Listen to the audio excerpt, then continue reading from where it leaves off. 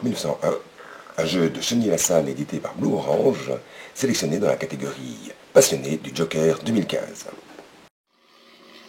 Dans le jeu de New York 1901, nous sommes des bâtisseurs, et nous nous retrouvons au-dessus d'un des quartiers de New York, avec des rues célèbres, la rue Broadway, la Wall Street, etc., etc.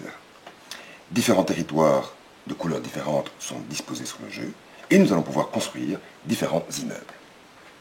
Chaque joueur va recevoir une couleur avec un pion témoin pour faire le marquage de points. Il va recevoir 4 ouvriers. Il va recevoir une série d'immeubles de formes différentes et de grandeurs différentes, et aussi de symboles différents. Nous avons d'abord l'âge de bronze, l'âge d'argent, et puis l'âge d'or. Chaque joueur va aussi recevoir 3 cartes spéciales qu'il pourra jouer durant le jeu. Nous avons les cartes de construction, ces cartes sont de couleurs différentes et marquent un emplacement et une couleur qui nous permettra de déposer un ouvrier ou de construire un de nos immeubles. Pour que les parties aient tout le temps des objectifs différents, nous avons un certain nombre de cartes avec des objectifs qui permettront de gagner des points bonus en fin de partie. Il y aura 3 objectifs par partie qui seront vus de tout le monde. Il y a aussi 4 immeubles prestigieux que les joueurs vont essayer de gagner durant la partie. Quand c'est à mon tour de jouer, je peux faire différentes actions. Premièrement, je peux prendre une carte territoire qui est ici exposée parmi les 4 qui sont possibles. Elle montre un nombre de cases que je peux occuper et la couleur du terrain sur lequel je peux l'occuper. Et je peux y déposer, par exemple, mon petit ouvrier sur la case ici, qui correspond bien aux 3. Ça, c'est la première façon de jouer. La deuxième façon de jouer aurait été non pas de déposer un petit ouvrier, mais de construire directement un de mes bâtiments bronze sur le territoire. Au tour prochain, si personne n'a pris le terrain juste ici à côté, je pourrais très bien prendre cette carte verte ici et déposer un de mes petits ouvriers.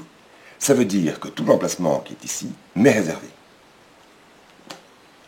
Au cours d'un tour suivant, ce que je pourrais faire, c'est aussi démolir ce bâtiment et remplacer l'ouvrier par un bâtiment de classe supérieure. C'est-à-dire que je vais démolir du bronze pour mettre des bâtiments en argent qui vont me valoir 6 points de victoire dans ce cas-ci. On ne peut démolir des bâtiments que d'une valeur inférieure pour y poser des bâtiments de la strate supérieure. Avant de pouvoir démolir des bâtiments et pouvoir mettre ou construire des bâtiments supérieurs, je dois pouvoir dépasser un certain nombre de points, c'est-à-dire qu'il faut dépasser 6 pour pouvoir construire des bâtiments en argent, il faut dépasser 18 pour pouvoir construire des bâtiments en or. Au cours de mon jeu, de mon tour de jeu, ce que je peux faire aussi, c'est utiliser les cartes spéciales.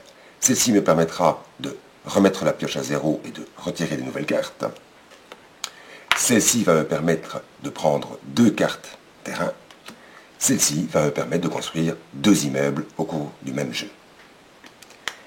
À la fin du jeu, si je ne les ai pas utilisés, elles rapporteront chacun un point de victoire. Dès qu'il n'y a plus moyen de remettre 4 cartes visibles au niveau de la pioche des territoires, le jeu va prendre fin. Nous allons comptabiliser les points. Évidemment, nous allons voir où est notre gratte-ciel à la fin de la partie. Nous allons pouvoir y rajouter un point par carte spéciale que nous n'aurons pas joué. Et nous allons aussi analyser qui a les points de bonus des objectifs de départ. Et la plupart du temps, ça va être des majorités par rapport à des rues. Donc, celui qui sera majoritaire dans Broadway va pouvoir gagner 5 points de bonus. Le joueur qui a le plus de points a gagné la partie. Voilà, bon amusement!